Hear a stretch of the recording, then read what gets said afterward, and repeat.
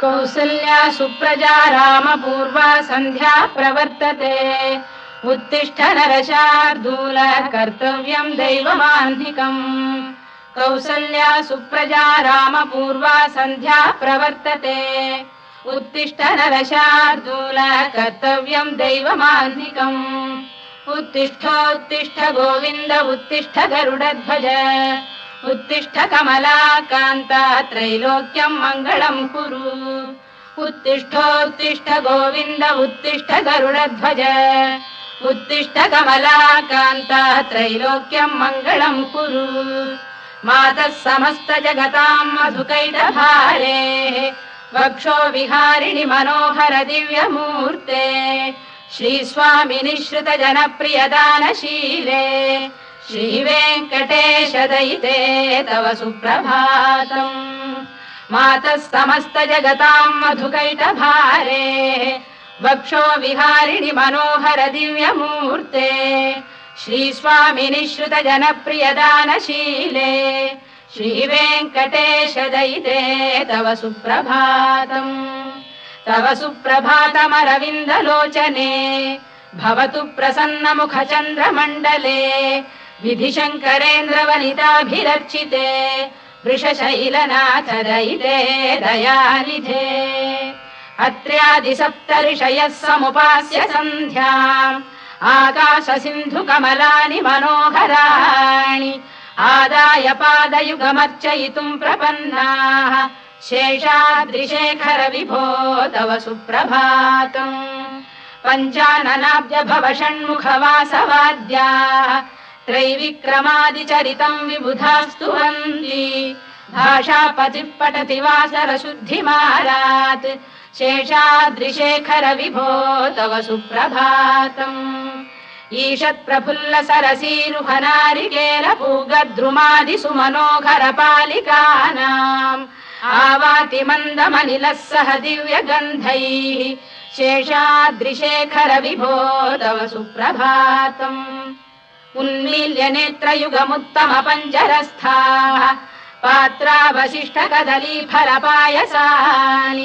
भुक्त्वा सलीलमथकेलिशुकाः पठन्ति शेषाद्रिशेखर विभो तव सुप्रभातम् तन्त्री प्रकर्ष मधुरस्वनया विपञ्च गायत्यनन्दचरितं तव नारदोऽपि भाषा समग्रमसहृत्करचाररम्यम् शेषाद्रिशेखर विभो तव सुप्रभातम् भृङ्गावळी च मकरन्दरसानुविद्ध झङ्कारगीत निनदैः सह सेवनाय गिर्यात्युपान्त सरसी कमलोदरेभ्यः शेषाद्रिशेखर विभो तव सुप्रभातम् योषा गणेन वरदध्नि विमथ्यमाने घोषालयेषु दधिमन्थन तीव्र घोषाः रोषात् कलिं विदधते ककुभश्च कुम्भाः शेषाद्रिशेखर विभो तव सुप्रभातम् पद्मेश मित्र शतपत्र गतालिवर्गाः हर्तुं श्रियं कुवलयस्य निजाङ्गलक्ष्म्या भेरी निनादमिव बिभ्रति तीव्रनादम् शेषाद्रिशेखर विभो तव सुप्रभातम् श्रीमन्नभीष्टवरदाखिल लोकबन्धो श्री श्रीनिवास जगदेक दयैक सिन्धो श्रीदेवतागृह भुजान्तल दिव्यमूर्ते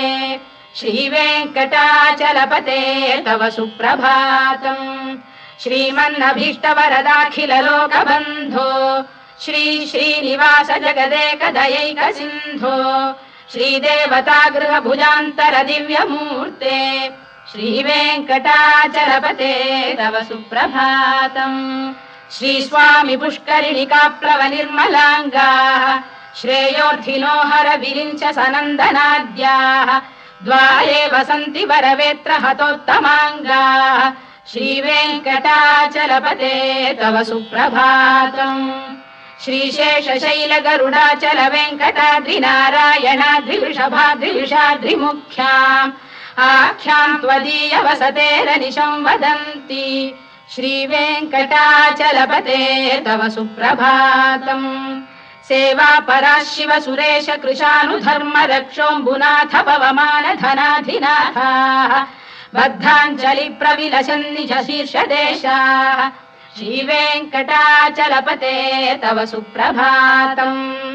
घाटीषु देवि खगराज मृगाधिराज नागाधिराज गजराज हयाधिराजाः स्वस्वाधिकारमहिमाधिकमर्थयन्ते श्रीवेङ्कटाचलपते तव सुप्रभातम् सूर्येन्दुभौम बुधवाक्परि काव्यसौरि स्वर्भानुकेतुदिविषत्परिषत्प्रधानाः त्वद्दासदासचरमावधिदासदासाः श्रीवेङ्कटाचलपते तव सुप्रभातम् त्वत्पादधूलिभरितस्फुरितोत्तमाङ्गाः स्वर्गापवर्गनिरपेक्ष निजान्तरङ्गाः कल्पागमाकलनयाकुलताम् लभन्ते श्रीवेङ्कटाचलपते तव सुप्रभातम् त्वद्गोपुराग्रशिखराणि निरीक्षमाणाः स्वर्गापवर्गपदवीम् परमाम् श्रयन्तः मर्त्या मनुष्य भुवने मतिमाश्रयन्ते श्रीवेङ्कटाचलपते तव सुप्रभातम् श्रीभूमिनायक दयादिगुणामृताब्धे देवाधिदेव जगदेक शरण्यमूर्ते श्रीमन्ननन्त गरुडाधिभिरर्चिताघ्रे श्रीवेङ्कटाचलपते तव सुप्रभातम् श्रीपद्मनाभ पुरुषोत्तम वासुदेव वैकुण्ठमाधव जनार्दन चक्रपाणे श्रीवत्स चिह्न शरणागत पारिजात श्रीवेङ्कटाचलपते तव सुप्रभातम् कन्दर्पदर्पहर सुन्दर दिव्यमूर्ते कान्ताकुजाम्बुरुह कुड्मललोल दृष्टे कल्याण निर्मल गुणाकर दिव्यकीर्ते श्रीवेङ्कटाचलपते तव सुप्रभातम् मीनाकृते कमठकोल नृसिंहवर्णिन् स्वामीन् परश्वत तपोधन रामचन्द्र शेषांश रामय दुनन्दन कल्किरूप श्रीवेङ्कटाचलपते तव सुप्रभातम् लेलालवङ्ग घनसार सुगन्धितीर्थम् दिव्यम् वियस्सरिति हेम घटेषु पूर्णम् धृत्वाद्य वैदिक शिखामणयः प्रहृष्टाः तिष्ठन्ति वेङ्कटपते तव सुप्रभातम् भास्वानुदेति विगचानि सरोरुहाणि सम्पूरयन्ति निनदैः कबुभो विहङ्गाः श्रीवैष्णवाः सततमर्थितमङ्गलास्ते धामाश्रयन्ति तव वेङ्कट सुप्रभातम् ब्रह्मादयः सुरवराः समहर्षयस्ते सन्तः सनन्दन मुखास्तव योगिवर्याः धामान्तिके तव हि मङ्गलवस्तु हस्ताः श्रीवेङ्कटाचलपते तव सुप्रभातम् लक्ष्मीनिवास निरवद्य गुणैक सिन्धो संसार सागर समुत्तरणैकसेतो वेदान्त वेद्य निज वैभव भक्त भोग्य श्रीवेङ्कटाचलपते तव सुप्रभातम् लक्ष्मीनिवास निरवद्य गुणैक सिन्धो संसार सागर समुत्तरणैकसेतो वेदान्त वेद्य निज वैभव भक्त भोग्य श्रीवेङ्कटाचलपते तव सुप्रभातम् इत्थम् वृषाचलपतेरिह सुप्रभातम् ये मानवाः प्रतिदिनम् पठितुम् प्रवृत्ताः तेषाम् प्रभात समये स्मृतिरङ्गभाजाम् प्रज्ञाम् परार्थ सुलभाम् परमाम् प्रसूते इत्थम् वृषाचलपतेरिह सुप्रभातम् ये मानवाः प्रतिदिनम् पठितुम् प्रवृत्ताः तेषाम् प्रभात समये स्मृतिरङ्गभाजाम् प्रज्ञाम् परार्थ सुलभाम् परमाम् प्रसूते कमलाकुच चूचुक कुङ्कुमतो नियतारुणितातुल नीलतनो कमलायतलोचन लोकपते विजयी भव वेङ्कटशैलपते कमलाकुच चूचुक कुङ्कुमतो नियतारुणितातुल नीलतनो कमलायतलोचन लोकपते विजयी भव वेङ्कटशैलपते चतुर्मुख षण्मुख पञ्चमुख प्रमुखाखिल दैवत मौलिमणे शरणागतवत्सलसारनिधे परिपालय मां वृषशैलपते अतिवेलतया तव दुर्विषहैरनुवेलकृतैरपराधशतैः भरितं त्वरितं वृषशैलपते परया कृपया परिपाहि हरे अधिवेङ्कटशैलमुदारमतेर्जनदाभिमताधिकदानरतात् परदेवतया गदितान्निगमै कमलादयितान्न परं कलये कलवेणुरवावशगोपवधूशरकोटिवृतास्मरकोटिसमात् प्रतिवल्लविकाभिमतात् सुखदात् वसुदेवसुतान्न परं कलये अभिराम गुणाकरदाशरथे जगदेकधनुर्धर धीरमते रघुनायक राम रमेश विभो वरदो भवदेव दया जलधे अवनीतनया कमनीयकरं रजनीकर चारुमुखाम्बुरुहम् रजनीचर राजतमो मिहिरं महनीयमहं रघुराममये सुमुखं सुहृदं सुलभं सुखदं स्वनुजं च सुखायममोघशरम् अपहाय रघुद्वहमन्यमहं न कथञ्चन कञ्चन जातु भजे विना वेङ्कटेशं ननाथो ननाथ सदा वेङ्कटेशं स्मरामि स्मरामि हरे वेङ्कटेश प्रसीद प्रसीद प्रियं वेङ्कटेश प्रयच्छ प्रयच्छ विना वेङ्कटेशं ननाथो ननाथः सदा वेङ्कटेशं स्मरामि स्मरामि हरे वेङ्कटेश प्रसीद प्रसीद प्रियं वेङ्कटेश प्रयच्छ प्रयच्छ अहं दूरतस्ते पदाम्भोजयुग्म प्रणामेच्छयागत्य सेवां करोमि सकृत्सेवया नित्यसेवा फलं त्वं प्रयच्छ प्रयच्छ प्रभो वेङ्कटेश अज्ञानिना मया दोषानशेषान् विहितान् हरे क्षमस्वत्वं क्षमस्वत्वं शेषशैलशिखामणे अज्ञानिना मया दोषानशेषान् विहितान् हरे क्षमस्वत्वं क्षमस्वत्वं शेषशैलशिखामणे ईशानां जगतोऽस्य वेङ्कटपतेर्विष्णोः परां प्रेयसीं तद्वक्षस्थलनित्यवासरसिकां तत्क्षान्तिसंवर्धिनीं पद्मालङ्कृतपाणिपल्लवयुगां पद्मासनस्थां श्रियम् वात्सल्यादिगुणोज्ज्वलां भगवतीं वन्दे जगन्मातरम् ईशानां जगतोऽस्य वेङ्कटपतेर्विष्णोः परां प्रेयसीं तद्वक्षस्थलनित्यवासरसिकां तत्क्षान्तिसंवर्धिनीं पद्मालङ्कृतपाणिपल्लवयुगां पद्मासनस्थां श्रियम् वात्सल्यादिगुणोज्ज्वलां भगवतीं वन्दे जगन्मातरम् श्रीमन्कृपाजलनिधे कृत सर्वलोक सर्वज्ञ शक्तनत वत्सल सर्वशेषिन्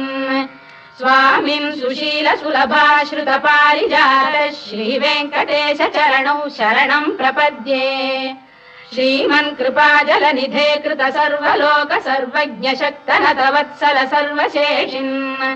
स्वामिन् सुशील सुलभाश्रित पारिजात श्रीवेङ्कटेश चरणौ शरणं प्रपद्ये आनूपुरार्पित सुजात सुगन्धि पुष्प सौरभ्य सौरभकरौ समसन्निवेशौ सौम्यौ सदानुभवनेऽपि नवानुभाव्यौ श्रीवेङ्कटेश चरणौ शरणं प्रपद्ये सद्यो विकासि समुदित्व रसान्द्र राग सौरभ्य निर्भर सरोरुह साम्यवार्ताम् सम्यक्षु साहसपदेषु विलेखयन्तौ श्रीवेङ्कटेश चरणौ शरणं प्रपद्ये रेखामयध्वज सुधाकलशातपद्रवज्राङ्कुशाम्बुरुह कल्पक शङ्खचक्रैः भव्यैरलङ्कृततलौ परतत्त्वचिह्नैः श्रीवेङ्कटेश चरणौ शरणं प्रपद्ये ताम्रोदरद्युतिपराजित पद्मरागौ बाह्यैर्महोभिरभिभूत महेन्द्रनीलौ उद्यन्नखांशुभिरुदस्त शशाङ्कभासौ श्रीवेङ्कटेश चरणौ शरणं प्रपद्ये सप्रेम भीति कमलाकर पल्लवाभ्याम् संवाहनेऽपि सवधिक्लममादधानौ कान्थाववाङ्मनस गोचरसौ कुमार्यौ श्रीवेङ्कटेश चरणौ शरणम् प्रपद्ये लक्ष्मी महीतदनुरूप निजानुभाव नीलादि दिव्य महिषीकर पल्लवानाम् आरुण्य संक्रमणतः किल सान्द्ररागौ श्रीवेङ्कटेश चरणौ शरणम् प्रपद्ये नित्यानमद्भि शिवादि किरीटकोटि प्रत्युक्त दीप्त नवरत्न महप्ररोहैः नीराजना विधिमुदारमुपादधानौ श्रीवेङ्कटेश चरणौ शरणम् प्रपद्ये विष्णु पदे परम इत्युदित प्रशंसौ यौ मध्व उत्स इति भोग्यतयाप्युपातौ भूयस्ततेति तव पाणितल प्रतिष्ठौ श्रीवेङ्कटेश चरणौ शरणम् प्रपद्ये पार्थाय तत्सदृश सारथिना त्वयैव यौ दर्शितौ स्वचरणौ शरणम् व्रजेति भूयोऽपि मह्यमिहतौ करदर्शितौ ते श्रीवेङ्कटेश चरणौ शरणम् प्रपद्ये मन्मूढिकालियपणे विकटाटवीषु श्रीवेङ्कटाद्रिशिखरे शिरसि श्रुतीनाम् चित्तेऽप्यनन्य मनसाम् सममाहितौ ते श्रीवेङ्कटेश चरणौ शरणम् प्रपद्ये अम्लानघृष्यदवनीतलकीर्ण पुष्पौ श्रीवेङ्कटाद्रिशिखराभरणायमानौ आनन्दिताखिल मनोनयनौ तवैतौ श्रीवेङ्कटेश चरणौ शरणम् प्रपद्ये प्रायः प्रपन्न जनता प्रथमावगाह्यौ मातुस्तनाविव शिशोरमृतायमानौ प्राप्तौ परस्पर तुलामतुलान्तरौ ते श्रीवेङ्कटेश चरणौ शरणम् प्रपद्ये सत्त्वोत्तरै सतत सेव्य पदाम्बुजेन संसारतारकदयार्द्रदृगञ्चलेन सौम्योपयन्तृ मुनिना मम दर्शितौ ते श्रीवेङ्कटेश चरणौ शरणम् प्रपद्ये सत्त्वोत्तरै सतत सेव्य पदाम्बुजेन संसारतारकदयार्द्रदृगञ्चलेन सौम्योपयन्तृ मुनिना मम दर्शितौ ते श्रीवेङ्कटेश चरणौ शरणम् प्रपद्ये श्रीशश्रिया घटिकया त्वदुपाय भावे प्राप्ये त्वयि स्वयमुपेय दया स्फुरन्त्या नित्याश्रिताय निरवद्य गुणाय तुभ्यम् स्याम् किङ्करो वृषगिरीश न जातु मह्यम् श्रीशश्रिया घटिकया त्वदुपाय भावे प्राप्ये त्वयि स्वयमुपेय दया स्फुरन्त्या नित्याश्रिताय निरवद्य गुणाय तुभ्यम् स्याम् किङ्करो वृषगिरीश न जातु मह्यम् श्रियकान्ताय कल्याण निधये निधयेऽर्थिनाम् श्रीवेङ्कटनिवासाय श्रीनिवासाय मङ्गलम् श्रियकान्ताय कल्याण निधये निधयेऽर्थिनाम् श्रीवेङ्कटनिवासाय श्रीनिवासाय मङ्गलम् लक्ष्मी सविभ्रमालोक सुभ्रू विभ्रम चक्षुषे चक्षुषे सर्वलोकानाम् वेङ्कटेशाय मङ्गलम्